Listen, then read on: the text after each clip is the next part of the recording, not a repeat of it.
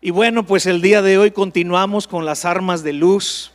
Me gustó el versículo en el que empezó y abrió Bernie, Primera de Juan capítulo 1, donde habla que Dios es luz. Y si el Dios que tenemos es un Dios de luz, es inevitable que sus armas sean armas de luz. Y que tú y yo somos animados a caminar y andar en la luz como Él anda en luz. Y bueno, el día de hoy nos toca estudiar el arma de luz de la palabra de Dios. Ya se han visto en los anteriores miércoles el ayuno, la oración, la alabanza. Pues el día de hoy estaremos viendo esta cuarta arma de luz que es la palabra de Dios. Nuestros pastores, pues por eso no está aquí el pastor Rodolfo, adelante. Y me tocó a mí la papa, y ellos están ahorita en un congreso en Puebla, y les pedimos por favor estemos orando por ellos. Están en la cumbre, así se le llama, la cumbre de Puebla. Y bueno, por ahí le pedí a medios si podía proyectarnos estas diapositivas. Las tenemos listos, medios, para ir pasando una por una e ir hablando de esta arma de luz que es la palabra. ¿Sabes tú que la palabra de Dios en lo personal siempre ha sido un libro que me ha fascinado? Es un libro que desde que yo lo vi me cautivó. Se dice que es una colección de libros porque son 66 libros, 39 del Antiguo Testamento, 27 del Nuevo. Un libro que fue escrito por más de 40 autores en aproximadamente 1500 años, y el libro más antiguo data de 4000 años de antigüedad. El libro más vendido en la historia del mundo, el libro más traducido en todos los idiomas y dialectos, es el libro más popular y es un libro sobrenatural. Porque su autor no es de este mundo. Yo le digo que es un libro extraterrestre a los muchachos de Epicentro. Porque su autor no fue un hombre, sino fue nuestro mismo Señor, nuestro Dios. Desde pequeño me cautivó la Biblia. Me acuerdo que mi abuela, una mujer muy entregada a la religión tradicional de nuestra nación, y tenía una Biblia pero grandotota. Y si la Reina Valera 1960 usa un lenguaje antiguo, la Biblia que tenía mi abuela, ese tenía un lenguaje más viejo todavía. Y me acuerdo que agarraba la Biblia de ella, la abría y empezaba a leerla, y yo quería entenderle. Y le decía yo a mi abuela: abuelita, ¿qué dice aquí la Biblia? Y ella nomás se sobaba la cabeza y decía: ay, hijo, es que es bien difícil interpretar la Biblia. Y ya con eso se zafaba y no me decía nada. Pero un día, estando yo en la facultad de medicina, llegó un chavo ahí, yo estaba esperando clases, y llegó un chavo y me dijo: oye, estaba yo con otro amigo sentado esperando clases, y de repente dijo: oigan, los invito a una charla bíblica aquí en el kiosco de la plaza de la facultad. Mi amigo dijo: ay, nos vemos, yo ya tengo clase, y salió huyendo. Pero a mí me llamó la atención, me dio curiosidad, porque me dijo: es una charla bíblica. Jamás había escuchado esa expresión, charla bíblica. Y yo le pregunté: ¿qué es eso? Me dice: vamos a leer la Biblia y se va a compartir un tema. Y entonces cuando me dijo eso, yo le dije: yo sí voy contigo, me interesa. Y le dijo, bien, se puso bien gustoso el muchacho y me lleva, y ya estábamos ahí en el kiosco, estaban otros muchachos también acompañándonos, y de repente un hombre joven abre la Biblia y empieza a contarnos una historia. Yo quedé literalmente embelesado de la manera como ese hombre abrió la escritura y empezó a hablar. En mi interior yo dije: eso es lo que yo quería. Alguien que pudiera explicar lo que la escritura enseña, lo que la palabra de Dios dice. Y desde allí ese hombre se comprometió conmigo a decir, oye, vamos a estudiar la Biblia juntos, ¿qué te parece? Para mí era fabuloso la oferta. Dijo, semanalmente nos juntamos aquí en la escuela y aquí estudiamos la Biblia. Pues ese hombre me abrió las escrituras y wow. Mira, yo quiero ver contigo algunas características de esta arma de luz que es la palabra de Dios. Y te quiero llevar ahí al Salmo 19. Salmo 19, ponme la siguiente diapositiva, por favor, si es que la tienes por ahí. Y en el Salmo 19, fíjate, es un salmo del rey David, y los primeros 6 versículos hablan de la revelación de Dios a través de las cosas creadas. Tú sabes que Dios se nos puede revelar a través de la creación. La creación habla del creador. Así como una pintura habla del pintor o una escultura habla del artista, así también la creación de Dios habla del creador. Y los primeros 6 versículos habla de la creación y de la revelación de Dios a través de la creación. Pero del versículo 7 hasta el versículo 11 nos habla de la revelación de Dios a través de su palabra, a través de la escritura. Y ahí yo encontré estas 17 características que saqué de esos versículos del Salmo 19. Empieza a decir, la ley de Jehová es perfecta. Y cuando dice que es perfecta, significa que es completa. Esa es la palabra en hebreo. Significa que a la Biblia nada le hace falta. Es una palabra completa. No tiene defectos. Y luego dice que convierte el alma. Mira qué poder tiene la palabra de Dios, que puede transformar a una persona. Tiene la capacidad de convertir. Tiene la capacidad de salvar. De hecho, es lo que Pablo le dice a Timoteo. Luego dice, el testimonio de Jehová es fiel. Otra característica de la palabra. Es decir, es una palabra confiable. Tú te puedes apoyar en la palabra de Dios y mira, como si fuera una silla, te puedes sentar con confianza, no se va a romper. Le puedes echar todo el peso encima y no se va a caer. Dice al final el versículo 7 que hace sabio al sencillo, es decir, al tonto, al ignorante, porque es sabiduría de lo alto, no es sabiduría de este mundo. Versículo 8, los mandamientos de Jehová son rectos. Quiere decir que la palabra de Dios es imparcial. No se inclina ni a favor del rico ni a favor del pobre, ni a favor del intelectual ni a favor del ignorante. No distingue razas, no distingue estratos sociales, no distingue colores, es imparcial. Que alegran el corazón. Es una palabra que es fuente de gozo.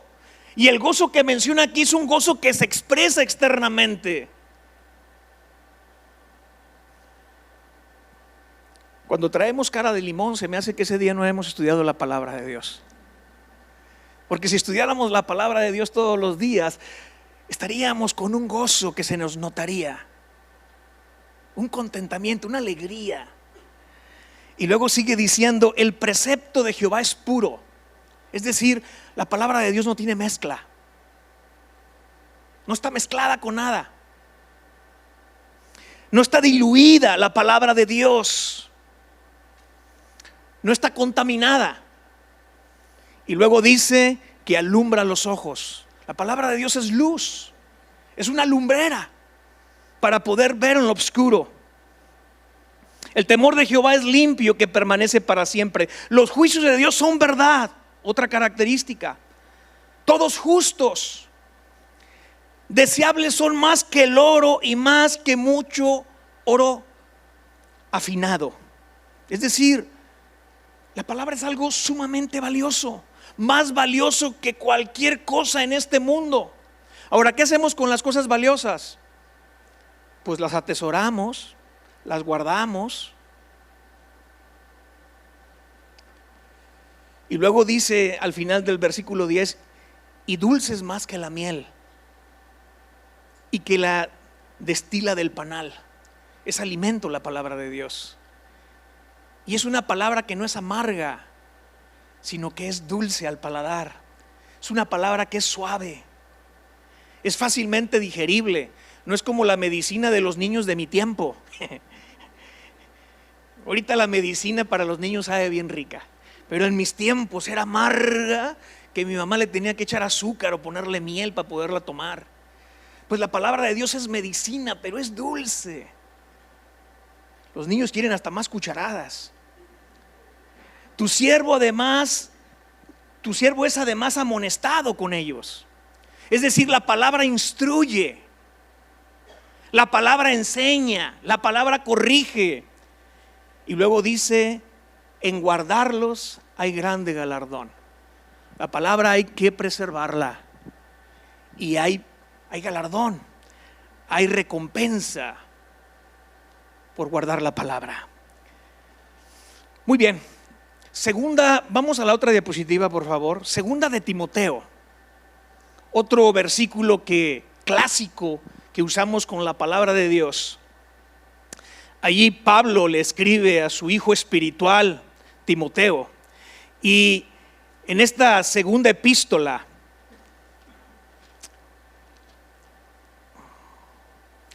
Pablo le dice a Timoteo, persiste en lo que has aprendido y te persuadiste, sabiendo de quién has aprendido y que desde la niñez sabes las sagradas escrituras, las cuales te puedan ser sabio para la salvación por la fe que es en Cristo Jesús. Y luego empieza a decir en el versículo 16, toda la escritura es inspirada por Dios.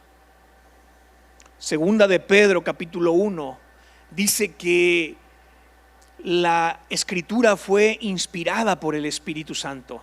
La palabra inspirada significa soplada.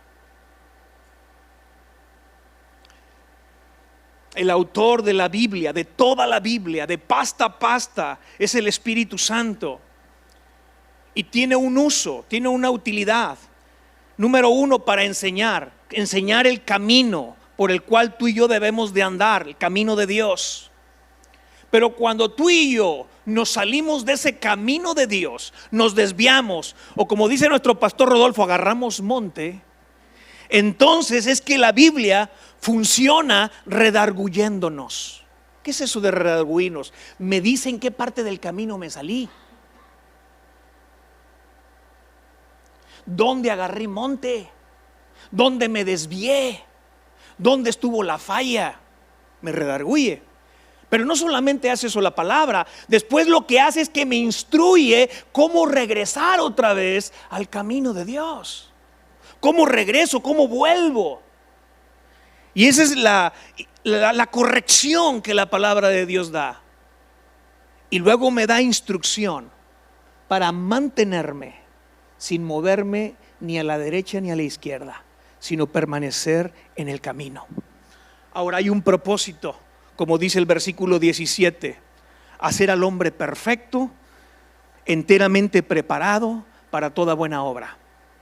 Lo que significa esta frase es que entrena al creyente para estar completamente capacitado o habilitado y completamente equipado. Mira, de nada sirve que tú y yo estemos equipados con todas las armas de luz si no sabemos usarlas. Tú puedes tener la mejor arma de luz, como por ejemplo la palabra de Dios, que es una espada, pero de nada sirve la espada en tu mano si tú no sabes usarla. Es más, el enemigo te la va a quitar y te va a dar con ella. O sea, un soldado puede estar completamente equipado, pero tiene que estar completamente habilitado y entrenado en cómo usar cada una de las partes de su armadura y de sus armas. Si no, pues qué chiste tiene. Y aquí es lo que nos está diciendo, que el propósito de la palabra de Dios es equiparnos completamente, pero también entrenarnos para saber cómo usar ese equipamiento para toda buena obra. Dale al siguiente diapositiva. Vamos a Efesios capítulo 6. Esta es una carta que el apóstol Pablo escribe cuando está él prisionero. Es una de las cartas desde la prisión. Y en el capítulo 6 nos dice que él está en cadenas. Dice allí en el versículo 20 del capítulo 6, soy embajador en cadenas. Se cree que Pablo estaba prisionero en Roma y estaba encadenado. Y encadenado se piensa a un soldado romano. Y estando ahí prisionero, encadenado a un soldado romano, él ve al soldado romano cómo está su armadura, y de allí agarra una tipología para en este capítulo hablarnos de la armadura de Dios. Y habla de 6 partes de esta armadura, empezando con el cinto de la verdad, con el cual hay que ceñirnos. Después habla de la coraza de la justicia que cubre el pecho. Después habla de calzarnos con el apresto del evangelio de la paz y no andar descalzos, sino traer un buen calzado para poder avanzar. Después habla del escudo de la fe, con el cual podemos parar todos los dardos del fuego del enemigo. Después habla del yelmo de la salvación. Y por último, la última parte de esta armadura es la espada del Espíritu. Dice el versículo 17, y tomad el yelmo de la salvación y la espada del Espíritu, que es la palabra de Dios. De las 6 piezas de la armadura de Dios, nota lo siguiente: solamente la espada es un instrumento para defensa y para ataque de todas las piezas de la armadura, porque todas las demás piezas de la armadura son para defensa,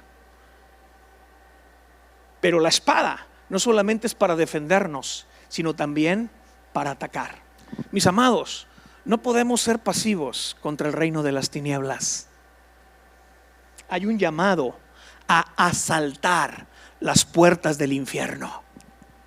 Jesucristo lo dijo en el capítulo 16 de Mateo, cuando Pedro hace la declaración de que tú eres el Cristo, el Hijo del Dios viviente. Y Jesús les dice: bien hecho, Pedro, porque no te lo reveló ni carne ni sangre, sino mi Padre que está en el cielo. Y ahí es donde Jesús les dice que las puertas del Hades no prevalecerán contra la iglesia, sino la iglesia tiene la armadura, tiene las armas de luz para poder asaltar las puertas del reino de las tinieblas. Cada vez que tú vas a evangelizar es guerra. Cada vez que los muchachos de Epicentro van a misiones es guerra, porque nos estamos metiendo al campo del enemigo. Es una misión de rescate, la gran comisión que Cristo nos ha dejado en Mateo 28. Y para ello tenemos que estar completamente revestidos de toda la armadura de Dios que menciona Efesios 6 y saber usar cada una de estas piezas. La escritura dice allí en el versículo 17: toma la espada del Espíritu. Y ese tomar, esa frase tomar en el griego habla de tener una buena disposición para recibir la palabra. Mi amado, ¿con qué disposición venimos a la iglesia los domingos a oír la palabra, a asimilar la palabra, a recibir la palabra? ¿Con qué disposición vengo los miércoles al estudio que se dan? ¿Con qué disposición los muchachos de Epicentro toman sus clases para recibir la palabra? Se requiere de tener una buena disposición para tomar la palabra de Dios, porque a veces no se trae ganas, no se quiere, hay un menosprecio. Ya me la sé.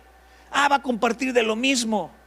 Ya he visto ese tema, ese versículo ya me lo sé de memoria. Y hay un menosprecio por la palabra de Dios. Y cuando hay ese menosprecio, mis amados, tú no recibes lo que Dios te quiere dar a través de su palabra. Toma, dice allí, toma la espada del Espíritu. Habla de una responsabilidad de parte del creyente. Nota que dice que es la espada ¿de quién?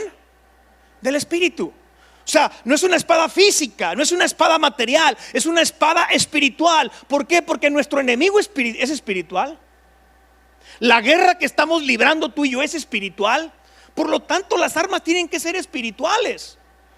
Un día Pedro estaba en el huerto con Jesucristo, en el huerto del Getsemaní, y vinieron a capturar a Cristo. Y de repente el Pedro se envalentona y saca ahí su espada y avienta un espadazo. Y pues el Pedro no era guerrero, no era soldado, era pescador. Pero ahí se aventó, ¿verdad? Y le quiso pegarle al gladiador y le falló, y nomás lo que alcanzó a hacer es amocharle la oreja a uno de los que venían allí, a Malcolm, y le corta la oreja. Gracias a Dios que ahí estaba Jesucristo. ¿Y qué le dice Jesucristo? Bravo, Pedro, qué bueno que me defendiste. No, lo regaña y le dice: guarda tu espadita que no sirve para nada. Y gracias a Dios que le hizo el milagro de sanarle la oreja al hombre herido. Pero Pedro no logró nada con esa espada. Pero ves al Pedro de Hechos capítulo 2, un Pedro muy diferente a los evangelios, porque acá en los evangelios es un Pedro amedrentado, es un Pedro bocón, es un Pedro atrabancado, es un Pedro carnalote en los evangelios. Pero ya en Hechos 2 es otro Pedro. Es un Pedro lleno del Espíritu Santo. Es un Pedro que se levanta valiente, sin miedo,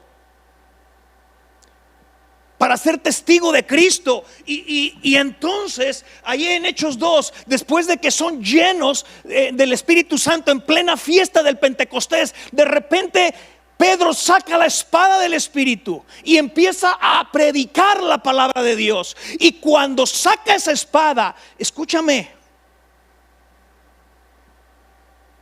corta y afecta a 3,000 personas. Mira el poder de la espada del Espíritu. 3,000 personas les llega el espadazo del Espíritu Santo, el espadazo de la palabra,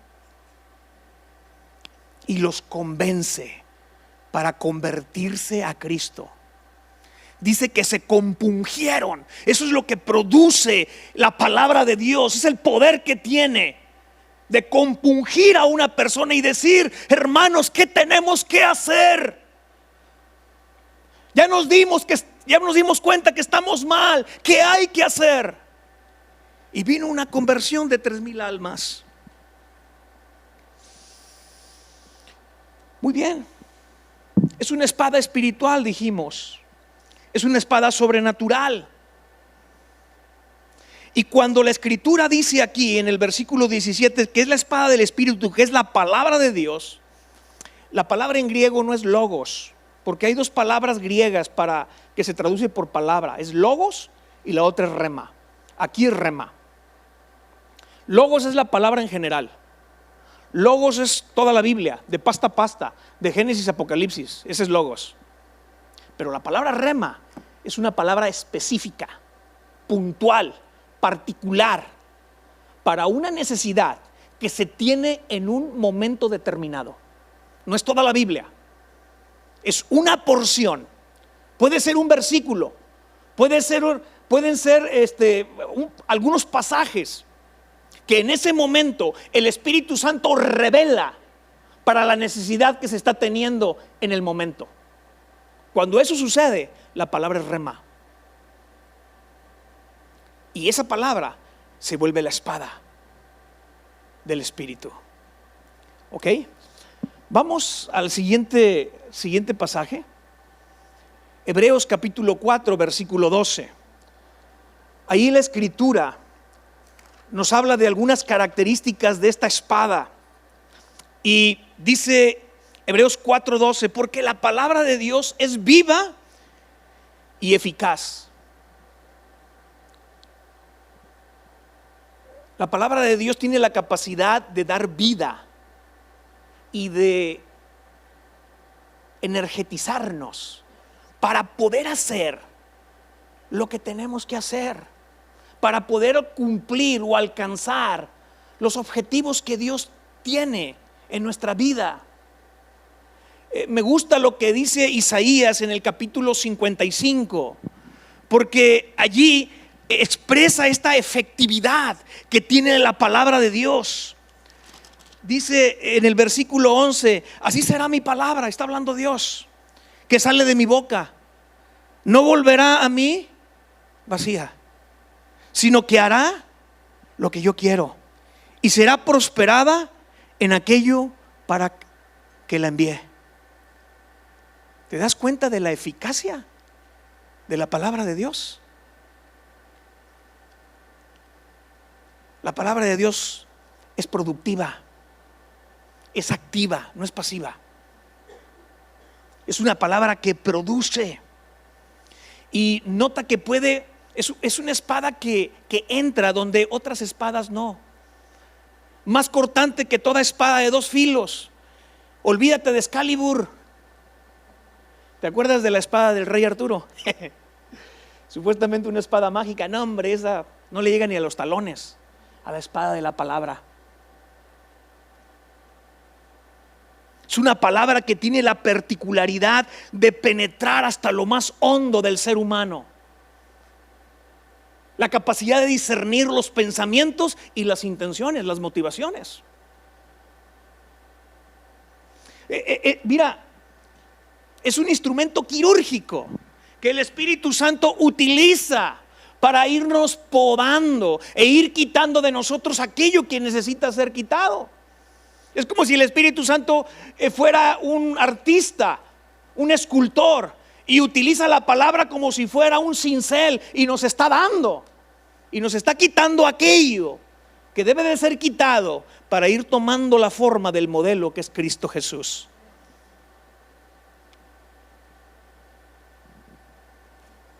Es un instrumento que nos va sanando conforme va quitando lo que no es de Dios en nuestras vidas.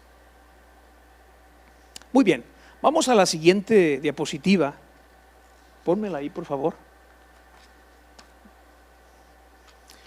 Mira, vamos a ver la espada del Espíritu en la boca de Cristo.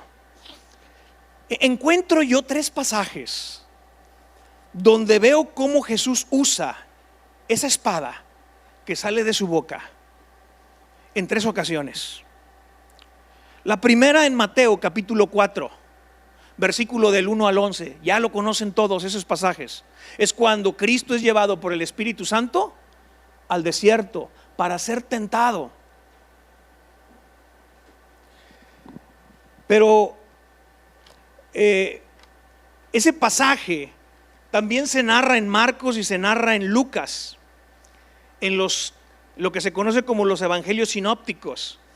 Y en los 3 evangelios se menciona este episodio, pero Lucas nos da un detalle que los otros 2 no, donde Lucas dice que Jesucristo volvió del Jordán lleno del Espíritu Santo, y así lleno del Espíritu Santo es llevado por el mismo Espíritu al desierto. Nota que no fue el diablo quien lo llevó al desierto, sino el mismo Espíritu Santo. Y estando en el desierto, llegó un momento en que pasaron 40 días de que estaba él en ayuno. Fue un tiempo de búsqueda y tuvo hambre. Y Satanás es un oportunista, porque él nunca te va a atacar cuando estás fuerte. Él siempre te va a atacar cuando tú estás vulnerable. ¿Y cuándo estás más vulnerable? Cuando tienes una necesidad. Y Jesucristo tiene una necesidad. Siente hambre, ganas de comer. Y entonces Satanás ataca la identidad de Cristo y le dice: si eres hijo de Dios, convierte esas piedras en pan. Y ataca la identidad de hijo. Si algo me revela la palabra de Dios, es que yo soy hijo de Dios por haber puesto mi fe en la obra de Cristo. He sido adoptado. Y mira, mi acta de nacimiento en Cristo aquí está. Y si un acta del gobierno mexicano es suficiente evidencia para decir que soy mexicano, que nací en México y que mis papás son Rafael y que nací en Monterrey, y que nací en La Conchita y lo que tú gustes y mandes, si ese documento es suficiente para garantizar que eso soy, pues cuánto más esta palabra de Dios, que es un documento sellado y garantizado por el Espíritu Santo.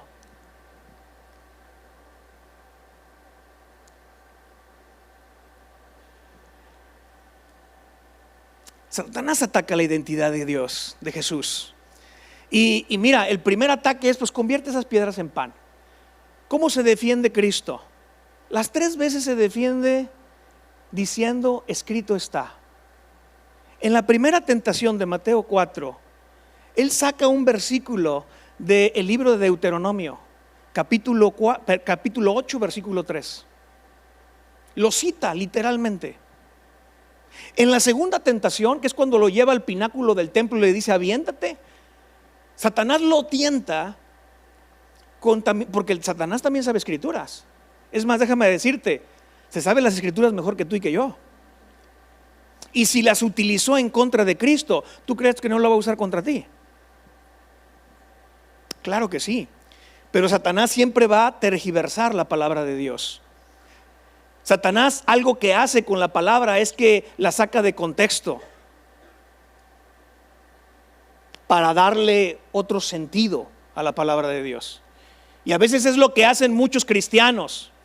Sacan de contexto ciertos versículos para poder respaldar ciertas conductas que no son correctas. Lo mismo que hace Satanás. El cristiano que hace eso está haciendo lo mismo que hace Satanás. Pero Jesús volvió otra vez a defenderse con la palabra, con la espada de la palabra, y le dice: no tentarás al Señor tu Dios. Y lo que cita es Deuteronomio otra vez, capítulo 6, versículo 16. Y la tercera tentación es cuando lo lleva a un monte alto y le muestra todos los reinos de la tierra y le dice: yo te doy todos estos reinos, yo te doy la gloria de todos estos reinos del mundo si postrado me adoras. Y otra vez Jesús se defiende citando Deuteronomio capítulo 6, versículo 13, o Deuteronomio 10, 20, que es la misma cita. Ahora pregunta: ¿tenía Jesús la Biblia en su mano en ese momento en el desierto? No. ¿Cómo le hizo Jesús? De memoria. ¿Sabes tú que antiguamente, no sé si todavía, a lo mejor puede ser que los judíos ortodoxos lo sigan haciendo, tienen la costumbre de que a sus niños les hacían la disciplina de que se aprendieran de memoria el Pentateuco, los primeros 5 libros de la Biblia: Génesis, Éxodo, Levíticos, Número y Deuteronomio, de memoria.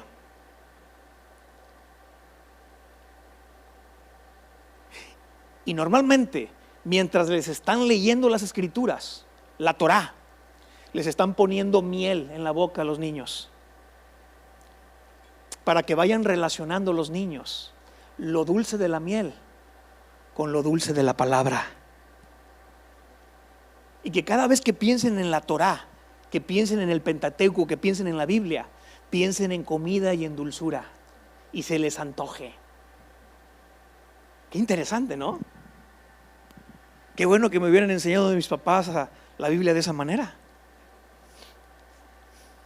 Pero Jesucristo de memoria cita las Escrituras. ¿Por qué? Porque Cristo tenía la palabra de Dios en su corazón. Lo tenía a la mano. No tuvo que esperar para ir a la casa y sacar la Biblia. Jesús usó la palabra de Dios para defenderse de este enemigo. Satanás le ofreció a Cristo las cosas que el mundo ofrece: los deseos de la carne, los deseos de los ojos y la vanagloria de la vida. Cuando le dice convierte esas piedras en pan, son los deseos de la carne. Cuando le dice aviéntate del pináculo, que Dios mandará a sus ángeles para que no caigas, sino que te sostenga en el aire y que todo mundo te vea y te adore, estaba tentándolo con la vanagloria de la vida, la fama, la popularidad.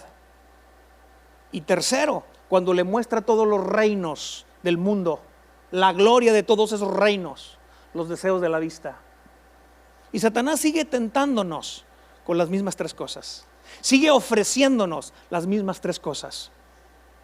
Pero ¿cómo nos vamos a defender tú y yo de esas cosas?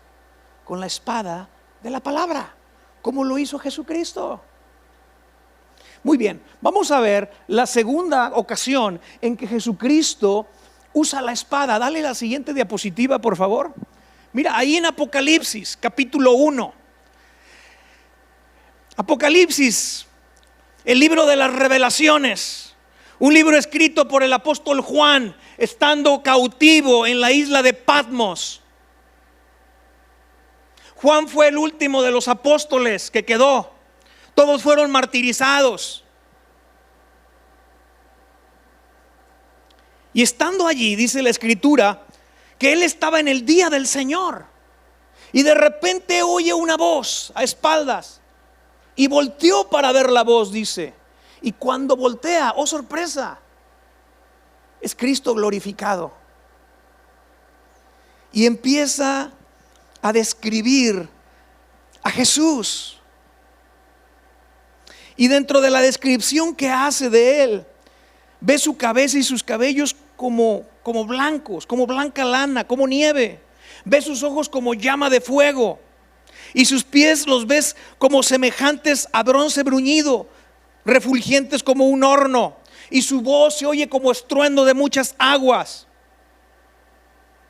Y dice el versículo 16: y tenía en su diestra 7 estrellas, y de su boca salía una espada aguda de 2 filos. ¿Qué era eso? La palabra de Dios.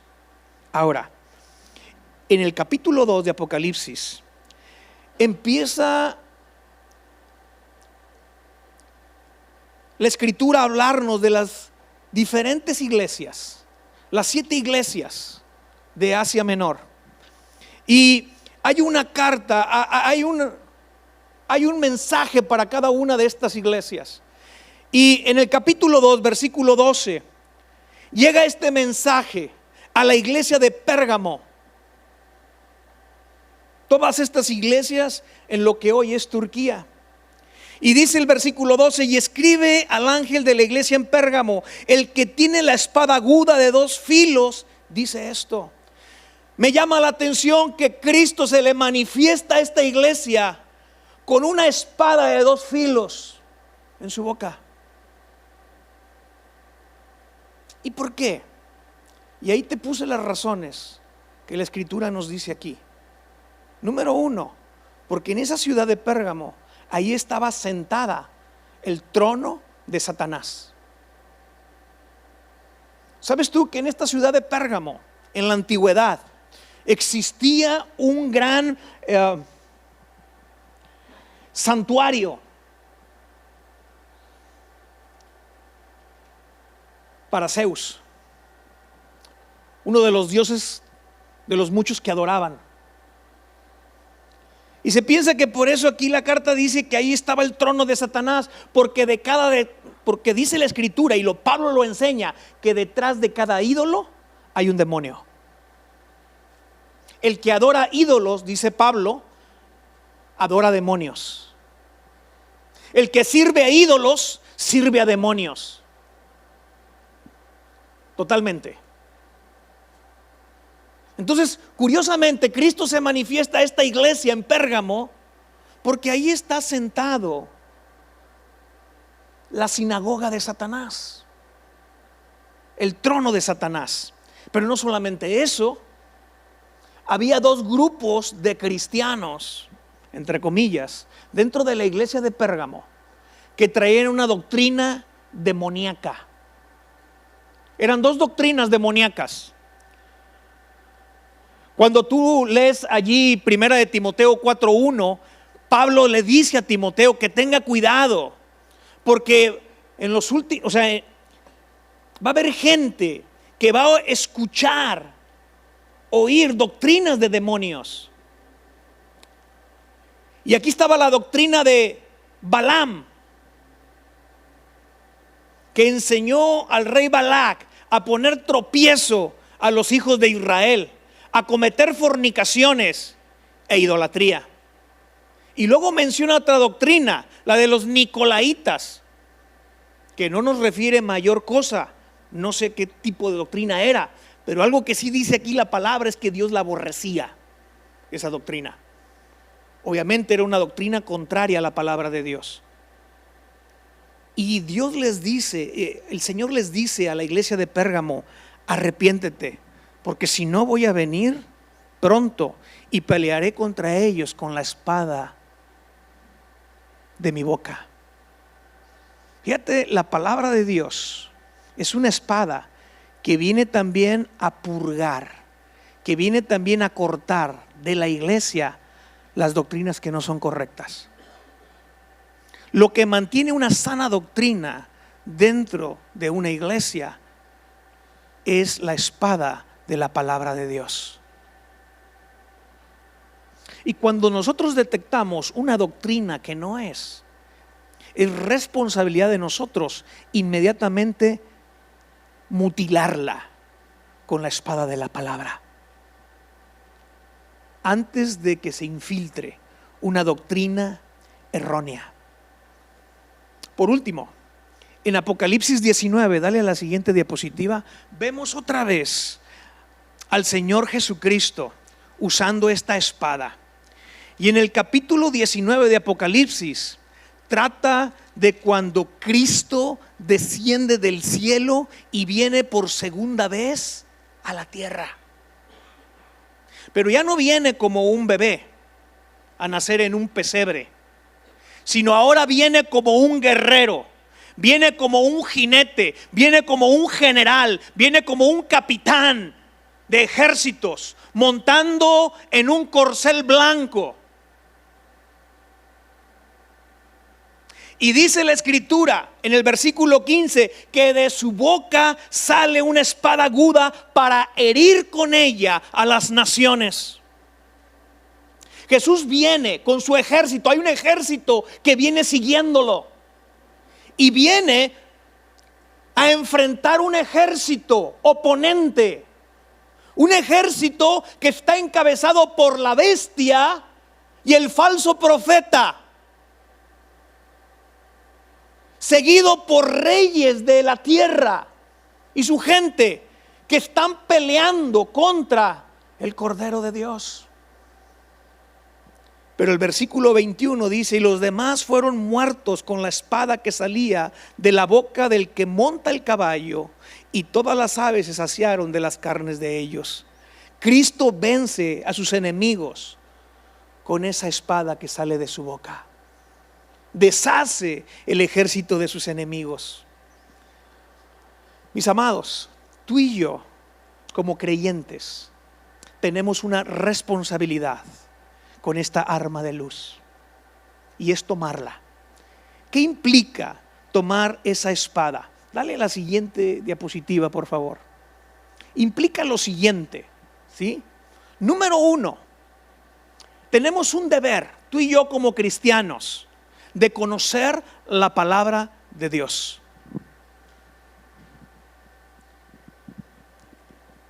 Y mira, hay que asimilar la palabra de Dios, hay que comer la palabra de Dios, hay que alimentarnos de la palabra de Dios. Y no hay excusas,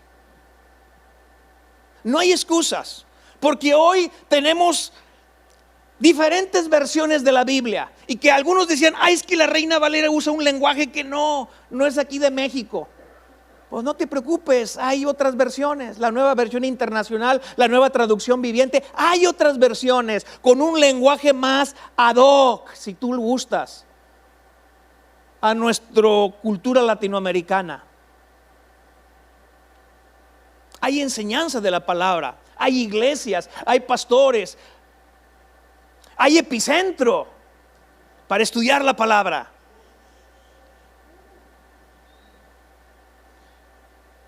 O sea, hay herramientas mil, de tal manera que un cristiano inteligente, si no estudia la palabra, no es culpa de nadie más que de él mismo. Entonces tenemos un deber, tú y yo, de estudiar la palabra. Además de eso, tenemos la ayuda del Espíritu Santo, porque una función que tiene el Espíritu Santo es ser maestro. Escúchame, no seas autodidacta, porque hay un riesgo cuando tú quieres estudiar la palabra de Dios sin ayuda, y sobre todo sin la ayuda del Espíritu Santo, que tú la vas a interpretar a como te da tu regalada gana, y luego vas a crear una secta. Así se formaron las sectas, de gente autodidacta que decía, no, yo no necesito que me enseñen la palabra, yo solito. Tú necesitas al maestro de maestros para estudiar la palabra, porque no se trata nada más de leerla o de acumular información o de repetir como merolico los diferentes versículos de las Escrituras, sino se trata de tener revelación de la palabra de Dios. Y la revelación, mis amados, no existe un maestro en este planeta que te lo pueda dar más que el Espíritu Santo. Yo te puedo llenar la cabeza de conocimiento si tú gustas, pero revelación jamás te la podré dar más que el Espíritu Santo. Por eso Jesús dijo, les voy a dejar otro como yo. Y si una función tenía Jesús, es que él era un maestro. Le llamaban rabí o rabino o raboni, sus discípulos, porque era un maestro. Y el Espíritu Santo es alguien de la misma clase que Jesucristo, es también un maestro. Él viene a enseñarnos las Escrituras. Entonces, mis amados, tenemos que dedicar tiempo. Mira, hay que ser intencionales para sacar tiempo y estudiar profundamente la palabra de Dios. El estudio bíblico no es un lujo, es una necesidad para el Hijo de Dios. Dale la siguiente diapositiva. También algo que debemos de hacer con la palabra de Dios, es una responsabilidad, es memorizar la palabra, retenerla. ¿Sí? ¿Por qué tenemos estómago en el aparato digestivo? Porque mira, si no tuviéramos estómago, así como entra la comida, así sale. Y cuando la comida entra y sale al mismo tiempo o casi al mismo tiempo, no se aprovecha. ¿Por qué? Porque para que la comida pueda aprovecharse, hay que retenerla en el estómago. Para eso tenemos estómago. Por eso muchos de los que quieren adelgazar se quitan el estómago y se ponen el tubo directo para bajar de peso, para que todo lo que entre salga rápido y que no tenga oportunidad el cuerpo de aprovechar los nutrientes. Bueno, nosotros necesitamos retener, memorizar la palabra de Dios. Y debe de ser, claro, es un esfuerzo memorizar la palabra. Habrá algunos que dicen, pero es que yo tengo mente de teflón. Ahorita me lo dices y a los 5 minutos ya se me olvidó. ¿Qué dijiste? ¿Qué versículo? Mis amados, hay que desarrollar la capacidad de retención. Es algo que se desarrolla. No naces con eso, sino es algo que vas forjando. Es como un músculo que lo vas fortaleciendo. Pues la mente es igual. Conforme vamos nosotros haciendo el esfuerzo de ir memorizando la escritura, vamos adquiriendo esa capacidad cada vez mayor. Jesús tenía de memoria la palabra, por eso pudo usarla. Salmo 119, 11. Nomás te voy a leer esa escritura, por ahí te puse varios ejemplos de memorizar, retener la palabra. Pero fíjate lo que dice este salmo. Dice: en mi corazón he guardado tus dichos, es decir, he memorizado. Y fíjate para qué: para no pecar contra ti. Si de algo nos libra el memorizar la palabra de Dios, es del poder del pecado, de la esclavitud del pecado. Y bueno, ahí están otros salmos que te puse. Dale la siguiente diapositiva. Mira, otro deber que tenemos con la palabra de Dios es, además de comerla, retenerla, es meditarla.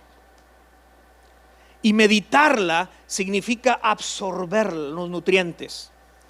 También pudiésemos decirlo, es rumiar la palabra de Dios. Como algunos animales son rumiantes, ¿no? Como las vacas, que de repente mastican, comen y de ratito están echadas, pero como que regurgitan la comida que traen y la vuelven a dar otra repasada para sacarle, para terminarla de digerir bien.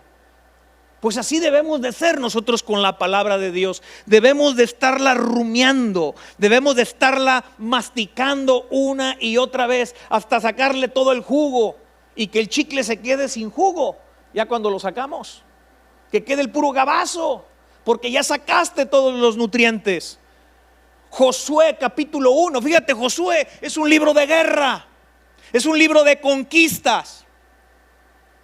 Josué es el libro de un general, porque eso era Josué, un general de guerra. Y llama la atención que este libro de guerra, este libro de conquista, empieza Dios diciéndole a Josué: medita en la palabra de Dios día y noche.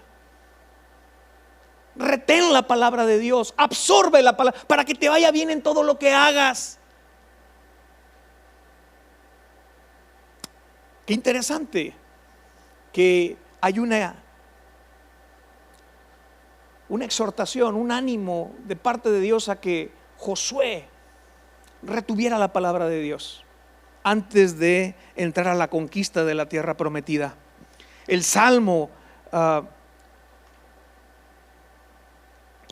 capítulo 1